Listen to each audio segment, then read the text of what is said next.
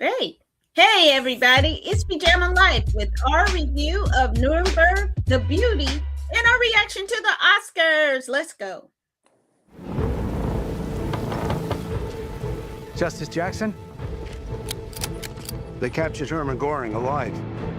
What are they going to do with him? There's no international law to base charges on. One country can't tell another country how to conduct themselves. The U.S., Britain, France, Russia, 4 international judges. You're talking about a tribunal. Exactly. We're standing inside a secret military prison. It currently houses the Nazi high command.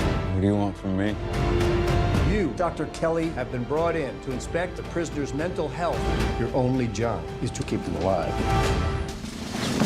This city is about to become the greatest show on earth. As he falls, so do they all. Do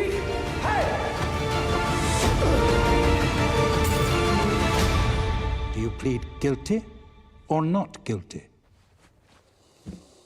Welcome to Nuremberg.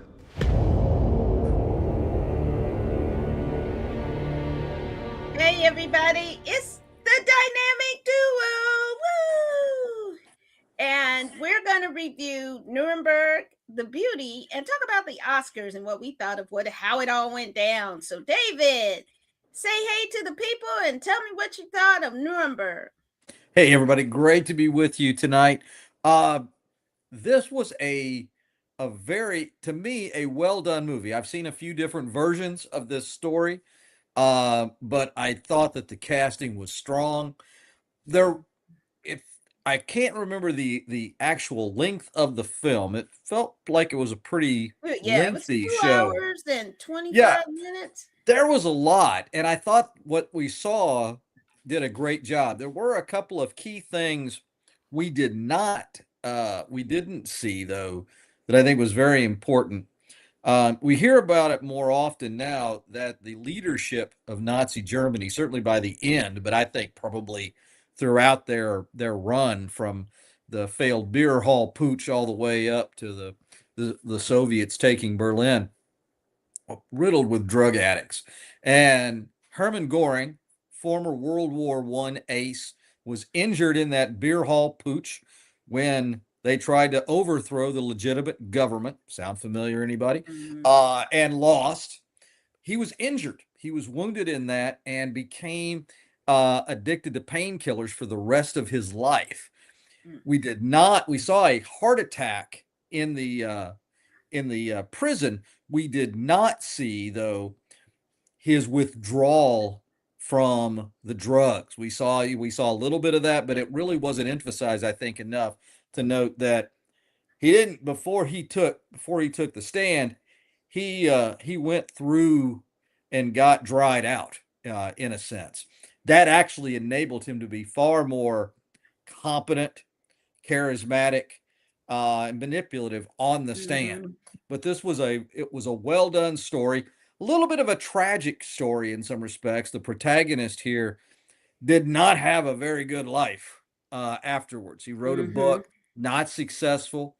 I did like the interactions with Goering's family and the doctor. I thought that was an interesting piece. It's a good movie. That was some crazy work, though, and I'll talk about it a little bit.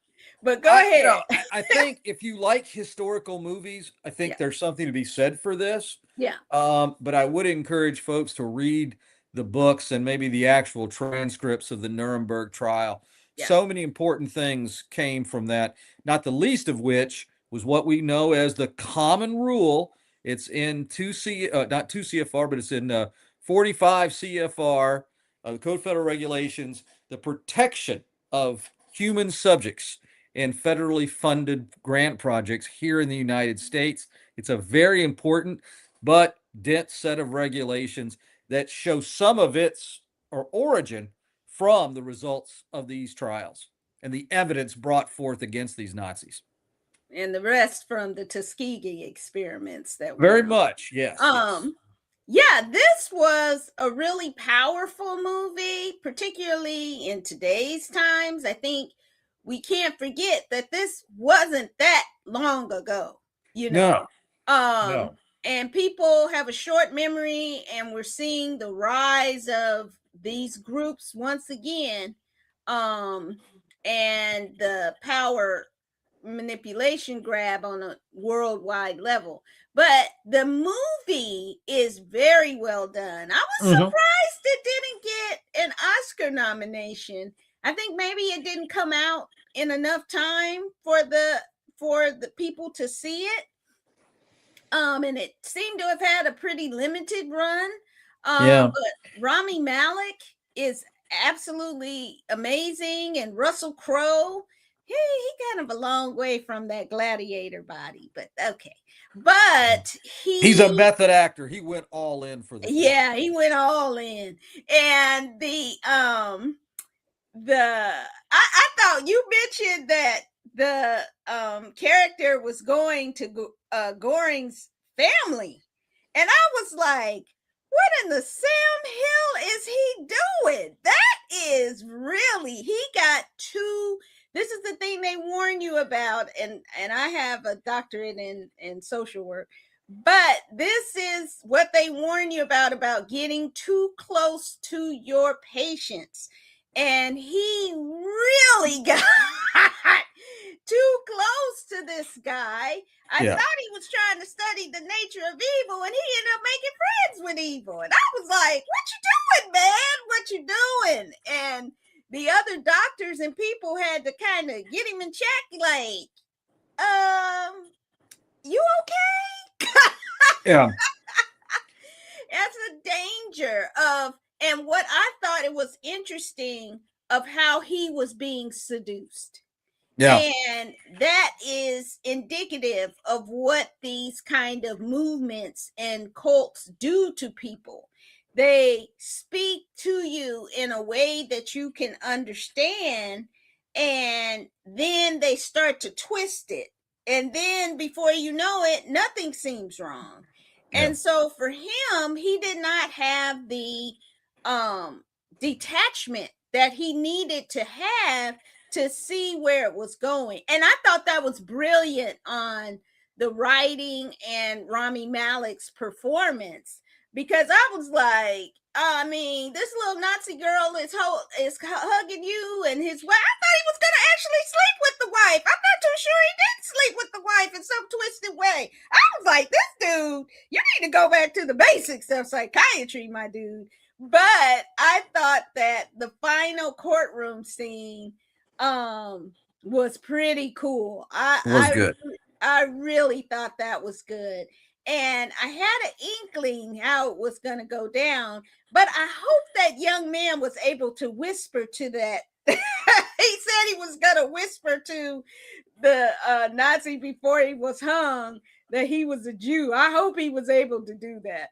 And you get to see what happened to them in real life, that the young soldier able to live to 95 years old. Praise God for that. And was able to live a full and rich life. And unfortunately, the doctor did not have such a rich life. But, you know, I think for him, the guilt of what he did really and his knowledge that, you know, evil doesn't always look different. It can look, ask anybody who's been in an abusive relationship or people who've been led down by some cults, that it didn't start off that way, but it ended up that way. Well, and his conclusion, one reason why I think his life, you know, we're talking more about the history than the film, but sometimes we do that. His message in the book was not a message that the American public ever wanted to accept. The whole premise, and we saw actual pretty terrible human subject experiments in the 1960s, thinking this, trying to see, well, why are Americans better than Germans? What is it about our system, our culture, who we are? And the doctor's conclusions were that human beings can wind up in these cults, and they can goose step their way to just a horrific, nightmarish world. And there's no difference. It's, you know, it's like, you know, by the grace of God, go I, in these situations where people will fall into it. And you put the right circumstances, the right elements, the right senses of fear and worry and stress and need, and it turns people against one another, and it's so easy to have someone to blame. People weren't ready for that message, and his message was right. And now we know, looking back at history, that many of those Nazi leaders went to learn about how to treat the Jews from American slavery. So it is a lot we haven't acknowledged, but that was very much a part of it. This is why it's important to understand history in all its forms, not just from the winners, but from everyone, every perspective of history. So it's important to read. Don't just get your knowledge from a podcast or YouTube, even though please watch our YouTube channel. I was going to say, let's don't take away our audience. You get your movie knowledge from us. Right. But read a book. And this is a very great book. It's also based on a book. So definitely check out Nuremberg and the book that it's based on. Okay, up next is a wildly different, but is it really in its messaging? The Beauty. Let's take a look. Our science is an antidote. To what? A single shot makes you beautiful. I got the beauty shot! Is this real life?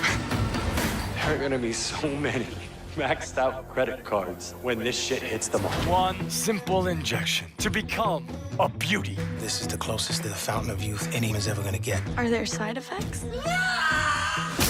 Help me! The beauty has been mutating out in the wild. We go to market in 6 months. Fix the books.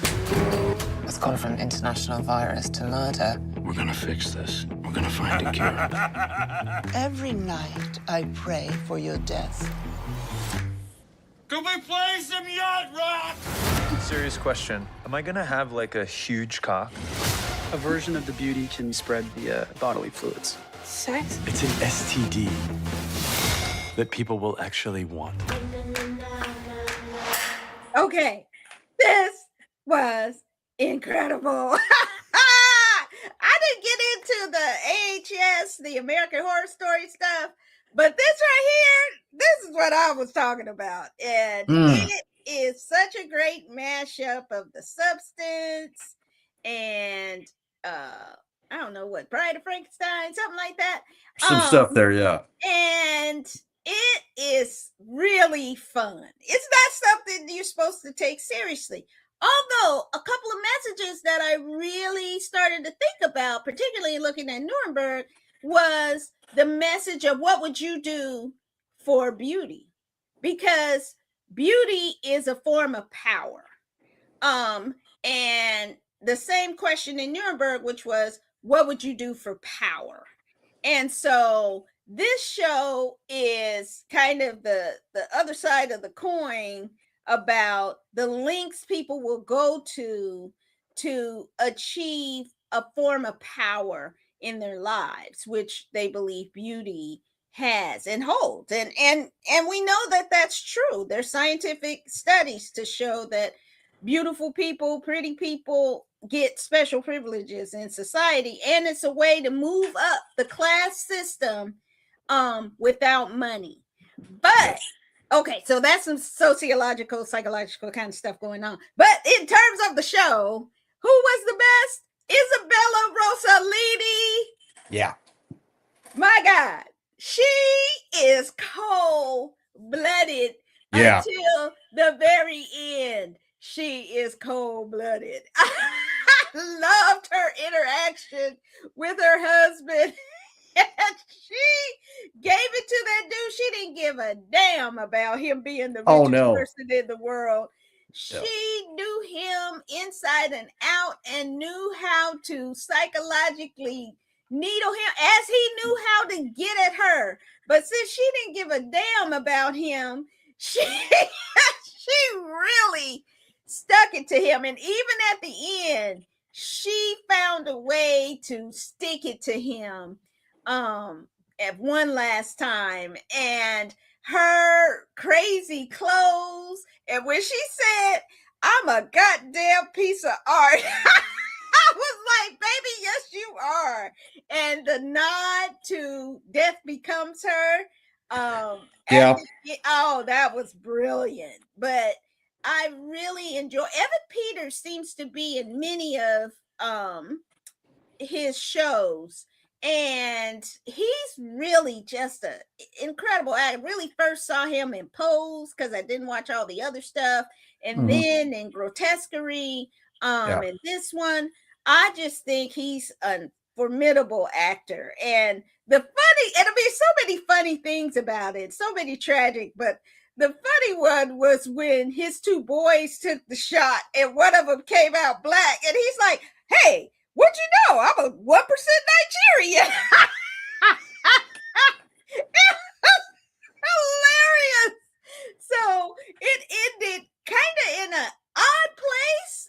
I'm really super hoping it gets a second season because this season was so wild, but has a lot of interesting things to say about the nature of pharmaceuticals, about the nature of beauty, and what lengths people will do with the new weight loss drugs, the new surgeries, and all of the twists and turns of it. I just thought it was fantastic and a great soundtrack. Fantastic soundtrack. So definitely, you gotta watch The Beauty. I could keep talking. David, what you think?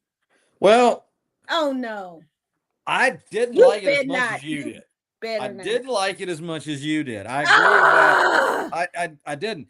Because as you say, there was a nod or an homage. I felt like, oh, well, we've had that with The Substance, and we've had that with this. And there was a movie we didn't have with the shots, but where there was a Bruce Willis sci-fi movie. He was a cop. And they had the robot people. Surrogates. Yeah, the surrogates. I love surrogates. So there's a nod to those things, but I did ask myself, I was in a critical mood, I suppose. Is this too derivative of those? I think the performances were strong. Rosaliti was, oh man, if you wouldn't have said it, I would have. She stole that. Her 100%. voice, her mannerisms, everything about her. She even popped in the trailer that we showed at the beginning of this. But no, it was good. I don't have the same sense of joy with this as you do, the guilty pleasure of watching this. But nonetheless, I think it is well worth it, and it is thought-provoking, as good science fiction, I think, can. So enjoy that. But David, here's the question. Okay. What is it? Would you take the shot? I take the shot. Well, I take a shot every week to help with my diabetes. And it's slimming. It does all of those things, which leaves me still being the same person that I try to be. Yeah. You can look like anybody you wanted in the world. Obviously this is a tempting kind of deal. I think there is something to be said in maximizing who you are, and I don't know that is.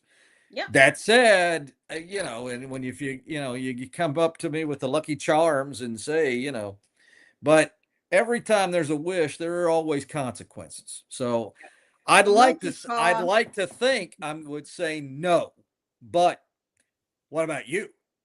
Would you take it or not? No, not to completely change who I am. I mean, I like me. I'm like Isabella Rossellini. I'm a goddamn work of art. So, but everything can be improved. And so I'm on an improvement journey. But I definitely think that everything that glitters isn't gold. So definitely, as we saw in the movie, be careful what you wish for. You just might get it. Yeah. All right. But The Beauty, go watch it. It's amazing. It's okay. David, not so much, but it's okay. You'll like it. Nah. Maybe you like it. If you like it as much as Pam, that's great. That's great. Woo! I just didn't. I love it. Little thumb up. The beauty. All right. Next up. All right, David. The Oscars were Sunday. This was a really good Oscar a show. Yeah. And lots of great outcomes, I think. Talk to me about what you thought of the One Battle After Another and Sinners kind of matchup and who won. Well, they certainly went toe to toe. Yeah. And Michael B. Jordan playing the two roles. He was brilliant in that. Again, I wouldn't have said it at the beginning, but I watched that Ethan Hawke movie and I did think he was spectacular. But Sinners was an incredible movie that you saw so much. So I'm really glad about that. Everybody talked about the Sean Penn and Leonardo DiCaprio film. Yeah. One Battle After Another. One Battle After Another. I do think Tanya was just fantastic in that. I think I'm saying her first name properly. Not a lot. Teyana Taylor. Teyana, yeah. Thank you. There was a lot to like in these, but I think that Sinners is the rare movie that just dominated at the box office, had great music, and was well received by the critics as well. And I think, man, this was it was a good one. There were a lot of strong contenders. You made the comment about Nuremberg, where Nuremberg would kind of fit. Maybe it would have gotten something. My thought is, even for some of the films that I didn't like as much, even like that train movie with Uncle Owen, how are you going to take those films out to put Nuremberg in? I think it was a good movie in a tough year. The Secret Agent, you take that out and you put in Nuremberg, and you put in either Rami Malek or Russell Crowe for Best Actor instead of Wagner Moura. That's how I forgot how much you couldn't stand that movie. Trash. It just wasn't great. It was not great. But it was an exciting night, though. What were your thoughts on it? So what I thought was amazing was the Sinners who won the different awards. Ryan Coogler has worked with these people for years. Ludwig Göransson is his college roommate. They were like really? roommates. I didn't know that. Okay. And they have stuck together this whole time. Man. The newest one is the cinematographer, and Autumn Armwart. I'm sorry, I'm mispronouncing her name, but they met and he hired her on the spot for I think the first one was Wakanda Forever. And they've been doing things together ever since. And then who was the other person? Michael B. Jordan and him have been working together since the first movie, Fruitvale Station. And that collaboration has just grown and blossomed. And then he's producing partners with his wife, who was his girlfriend back before his film school. So he has kept these people around, and they've all kind of come up together creatively and in the business.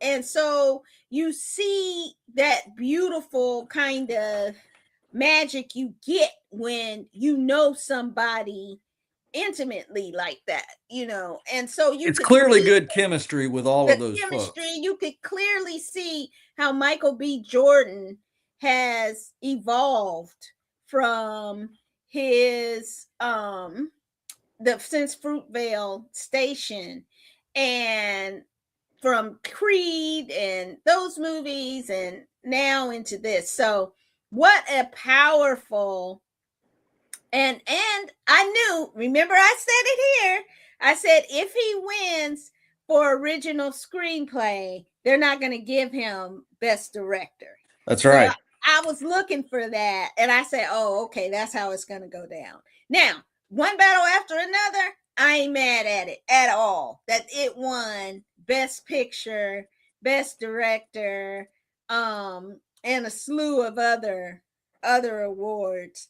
I thought that it was just incredible. I think I've seen that movie 5 times at least. Oh wow. And I still, every time I get something new from. But Sean Penn did, of course, the most Sean Penn thing that he could do and not show up.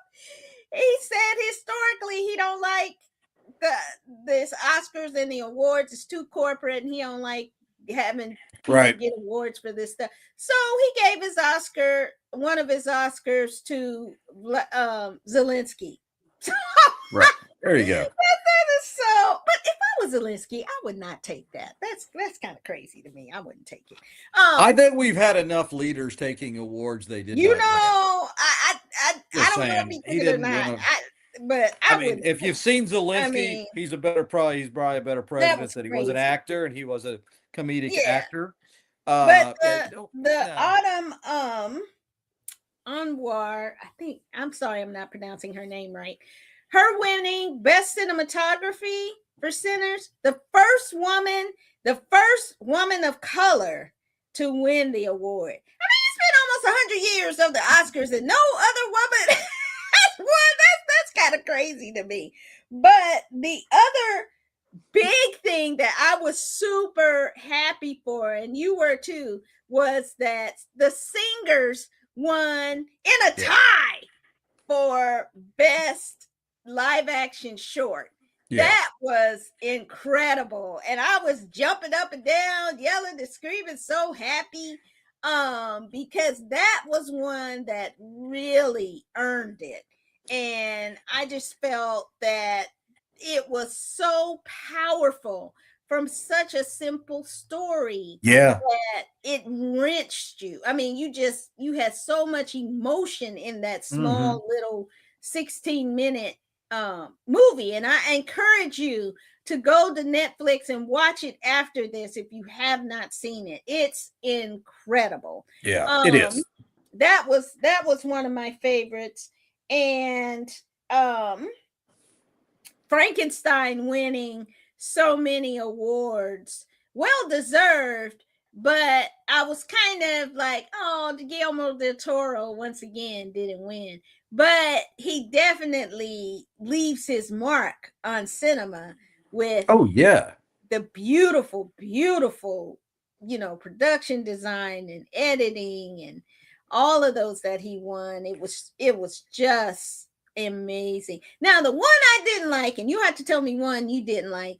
I didn't like Jessie Buckley winning for Best Actress, because yet again another British actress. I mean, I think they just said, "Oh, British check. Oh, okay, let's give it to them." It's just like, come on now.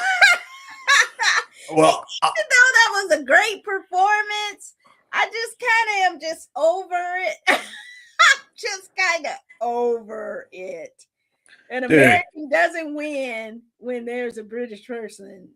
Well, no, and that's because they actually train. Yeah, but to still be good actors. Kate Hudson needed to win. Now I love Kate Hudson. But, I knew, but I put Jessie Buckley on the my comments list, so. but again, the British trained. If you were part of English theater, if you went to any London School of Acting, any of that stuff, man, you are going to be better prepared than most American actors. Excuse me, a lot of American actors go to film school and they go to like USC and NYU and they train Yale School of Drama. I know they do. They and I'm train take as the British well. schools You every can't say time. Americans don't train. They do. Well, some It's do, just some a- don't. it's just some a of them ain't. The Rock fixation didn't they have. train. Rock didn't train. Who Rock did? just The Rock. Rock didn't train. I mean, he's tried, but he's like done more on his He own. trained in the I'm ring, saying, baby. He trained in the ring. Listen, it's like a March Madness thing, and hopefully folks who are watching this in between ball games. But it's like, when you've got a directional school playing Kansas is going to win. If you have a directional school playing against Kentucky. Kentucky's going to win 9 times out of 10.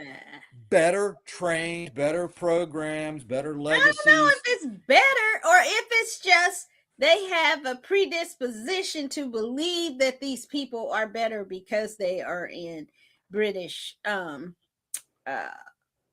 dating myself a bit here. I'm dating myself. Go back and watch the prequels for a lot of reasons. You see the people who trained in London. You see the people who are trained in America. Both of them got the same level of direction from George Lucas, which was nothing. No motivation, no real plot, nothing.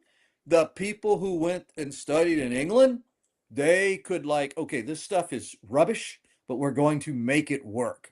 And that's what they did. The Americans were kind of stuck with. That is a crazy take that Americans don't study and prepare and not in comparison. Not in comparison. What are you talking about? In comparison out there with their kind of British take. Counterparts, they're not weird. Americans have it. Hey, if you think that's bad, if you disagree with that, go and listen to interviews from rock musicians from England and listen to their contemporaries from America. The level of IQ points between the two. Are you kidding me? No, people I'm from not. Overseas come to America to learn how to rock. Are you kidding? You're talking about? I'm talking about how smart they are. I'm talking about how smart they are. The guys from Queen. What? See, you have an Anglophile attitude that it's like sprinkled with tea leaves or something that's all around there with the English lavender glow. Well, I do think, I always thank everybody for John Locke and the Magna Carta. But no, I was shocked. I listened to our rock musicians in an interview and I listened to the British musicians and I'm like. But that has nothing to do with how they play. No, but I'm just saying there's just a level of thoughtfulness. Better. There's a level of thoughtfulness that a lot of our people are just kind of missing in comparison. Okay. That's an insane, crazy take. And I'm gonna let you have it. But I tell you what, the adapted screenplay nomination. Let's go there. Let's talk. Wait a minute, I don't have my glasses.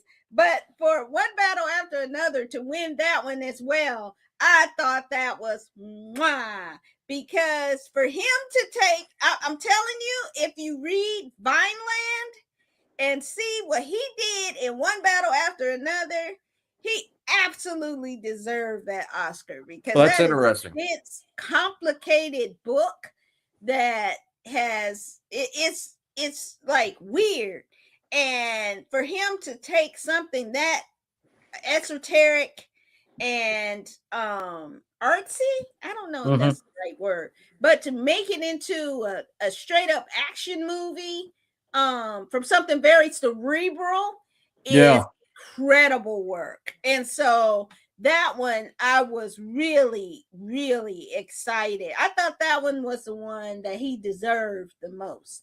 I think that's a really great take, and I've not read the book, so I can't speak to it.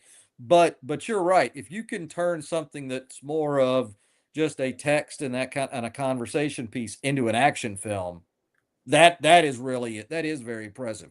And I guess my biggest take from this set of movies, though, was reinventing an old genre of the monster films. Sinners and Frankenstein both gave us such a new approach, a new take on stories that, we've grown up with, we've loved. Some, they've been campy and goofy, but there was such an intelligence and a beauty to what was created with these two. And it just reinvented, showing this in different ways and says, you know what?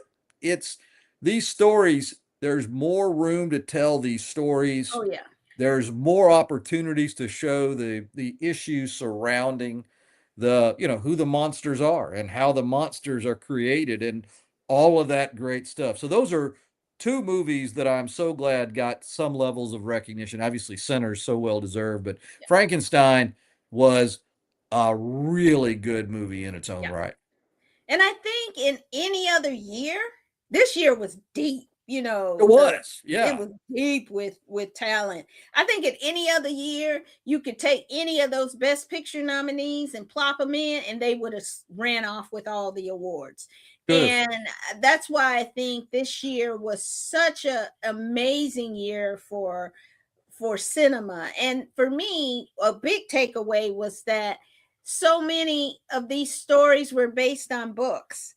And I think 13 of the Oscar nominees, which is more than recent years, and the things that they were able to do with these stories and make them relevant for today, and to tell stories about, that's what great books and novels and art does. It's able to translate your day-to-day lives and emotions and things that are going on into something that we can relate to. Shakespeare was written, what, 500-600 years ago, and we still are basing stuff on his work. That's great art.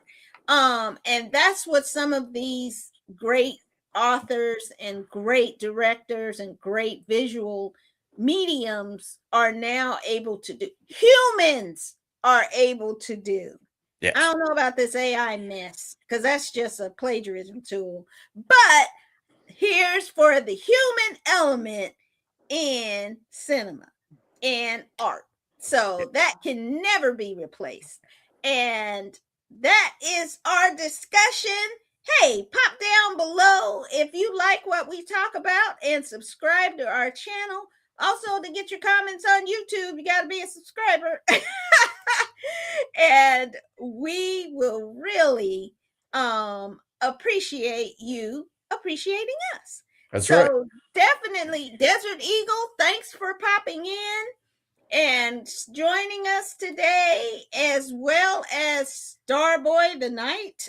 Starboy the Night. I like that. Luis Alberto, thanks for popping in. And we hope that you come back next time. And David, give us your final takes. Well, I just want to thank everybody for joining us. Starboy the Night and Desert Eagle, good luck in your runs for the Arkansas Derby, because if you're not thoroughbred horses, those sign calls certainly, call signs certainly would indicate you could be. But no, have a great week, everybody. Hopefully you'll be in some good weather. It's either cold or tornadoes where I am, so we're probably going to get a tornado tomorrow. So everybody be safe and have a good one. Come back next week and we'll have a lot more fun as Pajama tries to tell me how wrong I am. This weekend. But next week we'll watch The Bluff, Mercy, and it's back. And I can't wait. Daredevil Born Again. Ooh. And Jessica Jones is joining the show this time. Hopefully she don't pop somebody's head off on this season. But we'll be back next time, and we'll see you. Take care. Bye.